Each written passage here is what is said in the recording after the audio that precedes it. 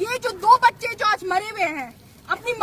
অসমৰ অধিক মানুহে এইটো কথা নাজানে যে মণিপুৰত আচলতে হৈ আছে কি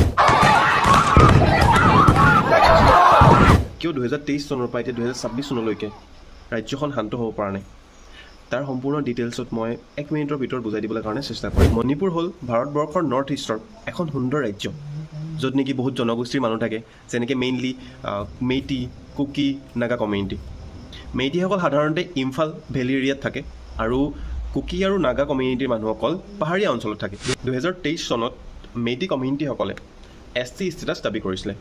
আৰু ST পালে মানে তেওঁলোকে পাহাৰীয়া অঞ্চলত মাটি কিনাৰ লগতে গভৰ্ণমেণ্টৰ যিখিনি ফেচিলিটি থাকিব সেইখিনি পাব পাৰে কিন্তু কুকি কমিউনিটিয়ে ভাবিলে